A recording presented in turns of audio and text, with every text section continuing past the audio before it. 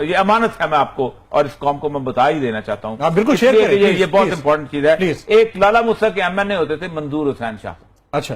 کلیوال ایک جگہ ہے, مطلب گجرات شہر کے اندر 2-3 بڑے بدماش گاؤں ہیں, ان میں سے ایک کلیوال بھی ہے. ٹھیک.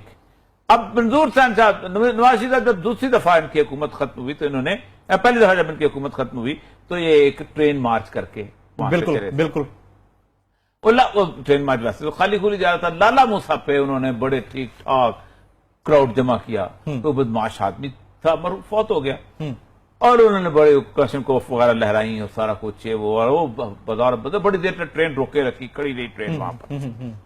اس کے بعد منظور صاحب سنایا کرتے تھے, اور اس کے کئی 100 وٹنس ہیں. اچھا. ایک نہیں, کئی 100 بہت زندہ ہیں جو سنایا کرتے تھے. کیا سنایا کہ میں نواز شریف صاحب سے ملنے گیا تو انہوں نے کہا جی آپ کا بہت بہت شکریہ شاہ صاحب, یہ ہے وہ ہے, ہمیں جلوس نکال رہے ہیں ان لوگوں نے, بڑا اگر 3-4 دھماکے ہو جاتے نا تو جی واقعی یہ منظور صاحب لالا موسیٰ کے عوام تو یہ ایک ذہنیت تھی. تو آج جو دھماکہ ہوا ہے یہ اس کو چھوڑ دیں, میں بتا رہا ہوں کہ یہ بیسیکلی خواہشات اس وقت بھی یہ جنم لے رہی تھی, اور میں اس لیے بتانا چاہ رہا ہوں کہ یہ اس وقت بھی لوگوں تک یہ باتیں پہنچی تھی کہ یہ ہو سکتا ہے. مسئلہ یہ ہے کہ یہ ایک تھریٹ ہے.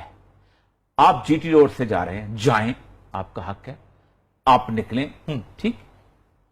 آپ اس سارے کے سارے معاملے کے اندر کس کے خلاف نکل رہے ہیں؟ فیڈرل گورنمنٹ میں آپ کا وزیر اعظم بیٹھا ہوا ہے. ٹھیک. پریزیڈنٹ آپ کا ہے. نہیں, بھائی بیٹھا ہوا ہے صوبے میں. جی. آپ کس کے خلاف نعرہ لگائیں گے؟